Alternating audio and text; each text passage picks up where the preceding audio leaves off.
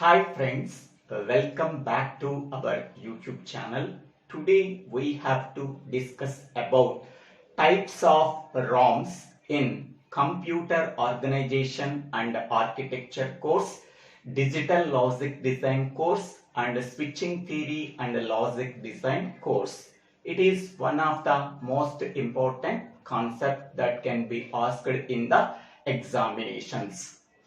Generally, main memory can also be called as primary memory.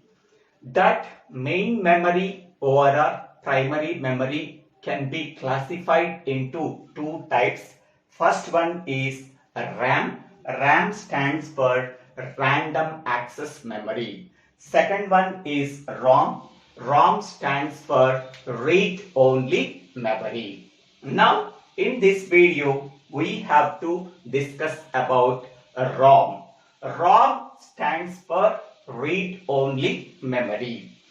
Generally, there are two types of operations that can be performed on the main memory or a primary memory. First one is read operation. Second one is write operation.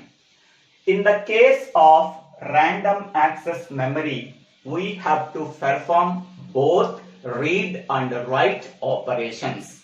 That means the data that is stored in the RAM, we can read that data. The data that can be also write into the RAM. In this way, we have to perform write operation. Both read and write operations can be performed on the random access memory. Whereas in the case of ROM, that is read-only memory, we have to perform only read operation, but we cannot perform the write operation. That means the data that is present in the read-only memory, we can read that data, but we cannot have the capability to modify that data, so that we cannot perform the write operations on the read-only memory, but we can perform only read operation on the read-only memory. Then, what type of data that we have to store in the RAM while manufacturing? So, in the RAM, we have to store a bootstrap program. Bootstrap program is nothing but a set of instructions that are used for starting the computer or a laptop.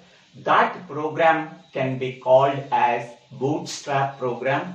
That bootstrap program is loaded into the computer or a laptop while manufacturing. That program cannot be modified by the user. This program can be loaded into that computer or laptop while manufacturing only. Okay. Next one, ROM chips not only used in the computer but also used in the other electronic components such as washing machines and micro ovens. Next point, ROM is non-volatile. What is non-volatile?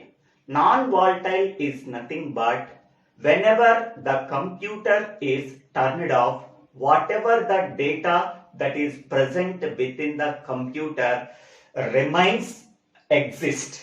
That is called as non-volatile. Here, RAM is volatile, whereas ROM is non-volatile. Okay. ROM is non-volatile. That means the data that is present in the read-only memory remains exist when the computer is turned off. Whereas in the case of random access memory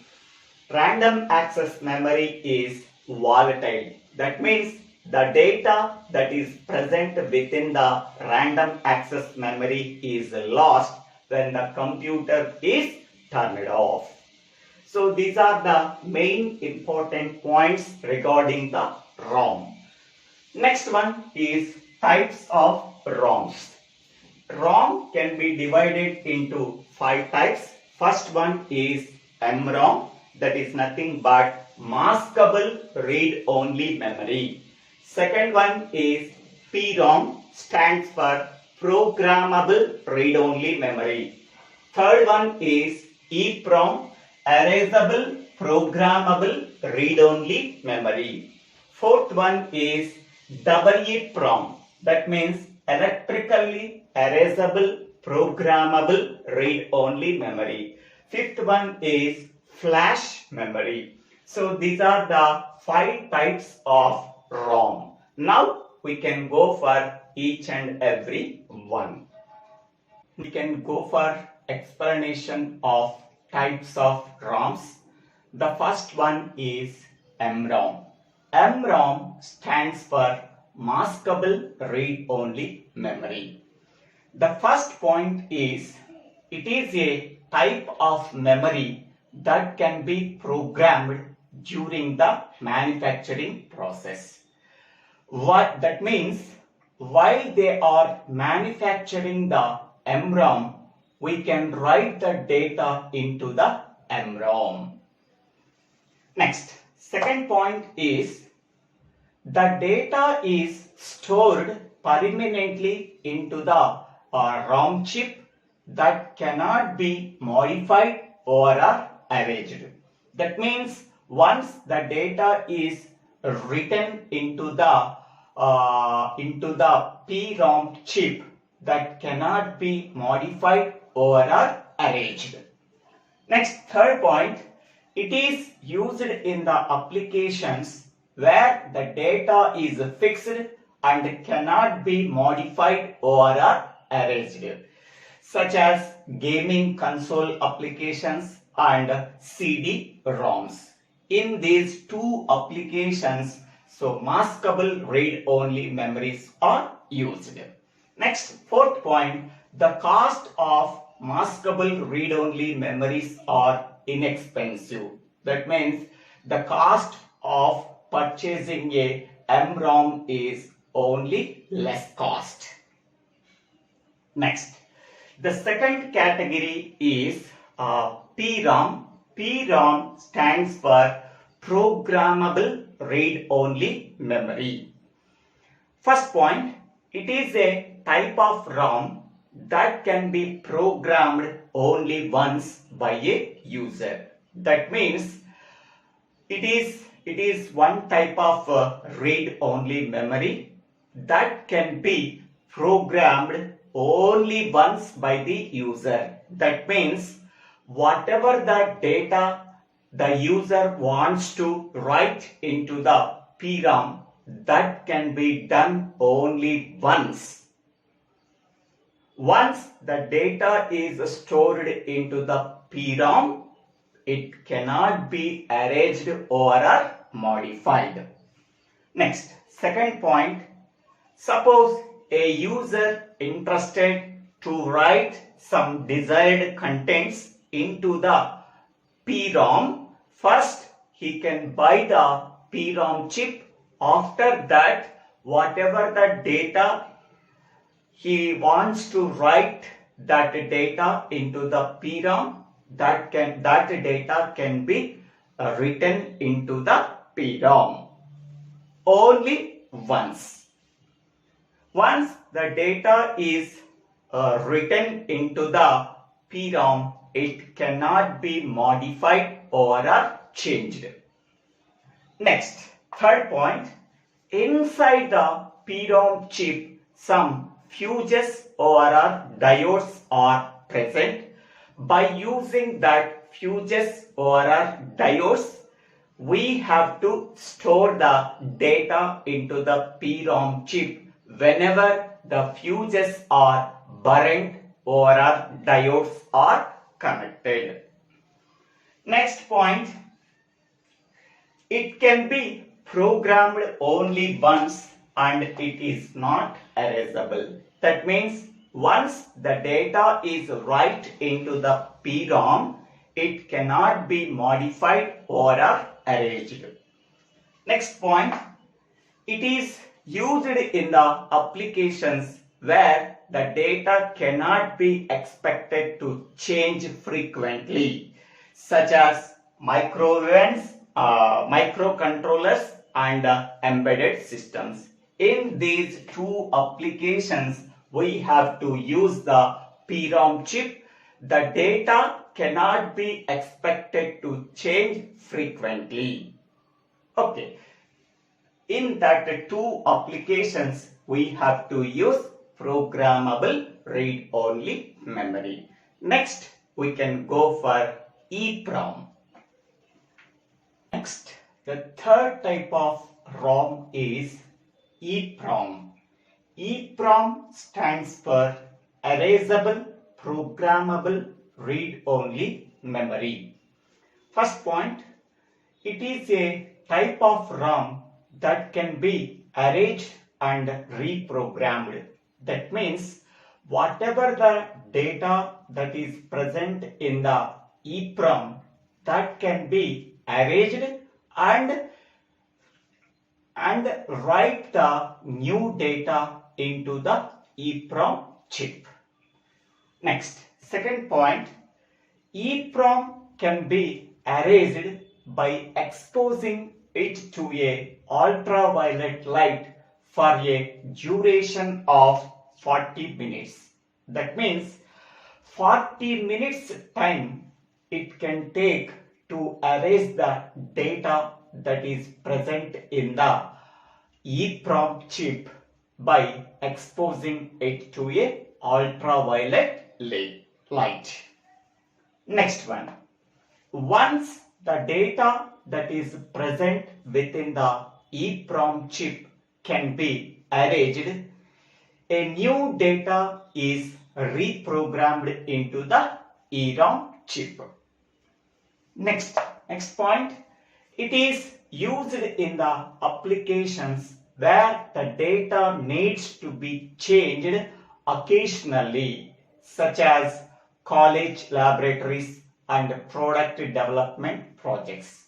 In that two applications, the data needs to be changed occasionally.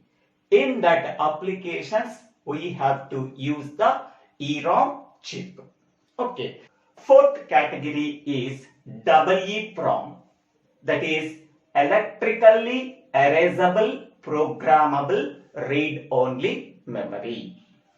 The first point, it is one type of ROM that can be erased and reprogrammed without the involvement of UV light.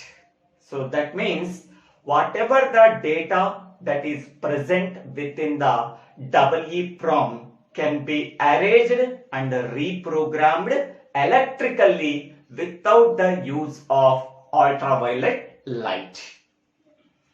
Next point, it can be erased and reprogrammed about 10,000 times.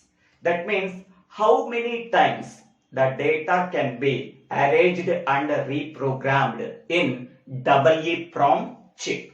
That is 10,000 times the data can be erased and reprogrammed on EEPROM chip.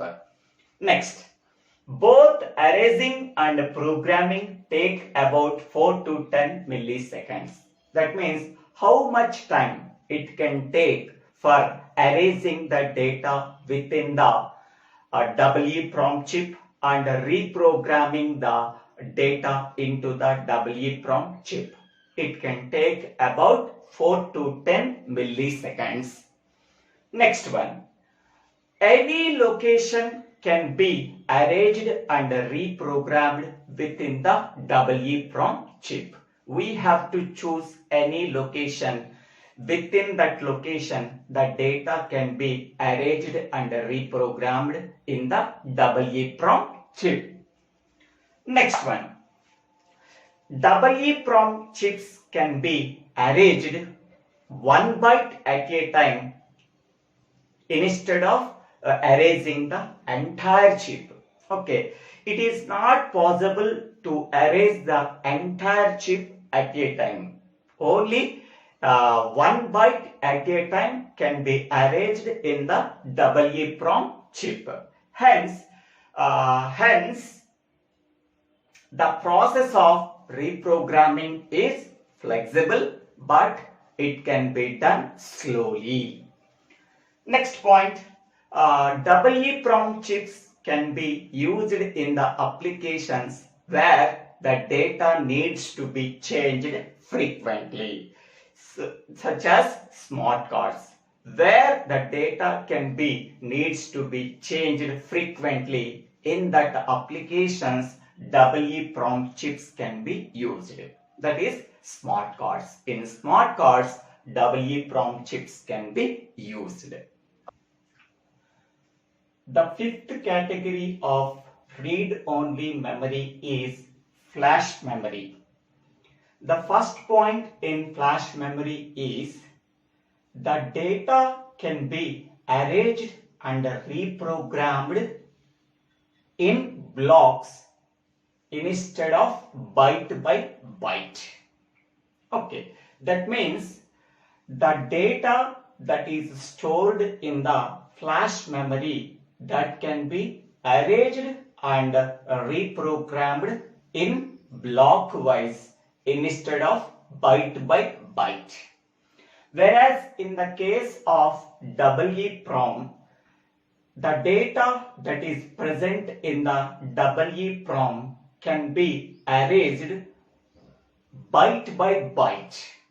Instead of erasing the entire chip, the data can be arranged byte by byte in EEPROM chip. Hence, we can say that flash memory is a type of EEPROM that can be arranged and reprogrammed in blocks rather than byte by byte. Next, in which applications flash memory is used? It is used in the applications where large amount of data can be stored. That is such as memory cards and USB flash drives. In that applications, we have to store the large amount of data. The data can be arranged and reprogrammed in block wise, not by byte by byte. Okay, so this is the description about types of ROMs. Okay, the summary points of types of ROMs is considering the maskable read-only memory. Okay, so that is MROM chip. MROM chip can be programmed only at manufacturing process. Once the data that can be programmed in the MROM chip, it cannot be modified.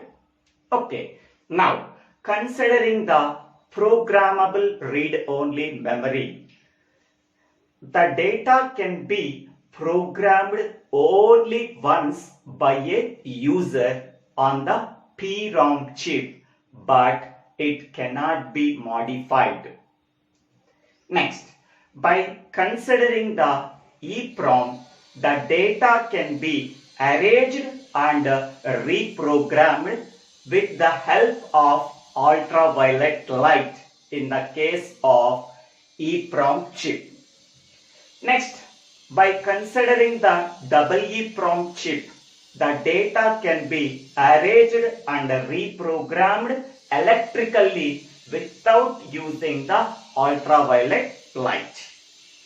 While considering the flash memory, the data can be arranged and reprogrammed block by block instead of byte by byte. This is the most important summary points regarding the types of ROMs. I hope all of you understanding this video. If you really understanding this video, please click on the like button and share this video to your friends and classmates. If you have any doubts, please put your doubts in the comment section. I will try to clarify your doubts. If you really understanding this video, please subscribe my YouTube channel, Dibbela Srinivasarao. After subscribing my YouTube channel, click on the bell icon to get the future updates in my YouTube channel. Thank you one and all for watching this video.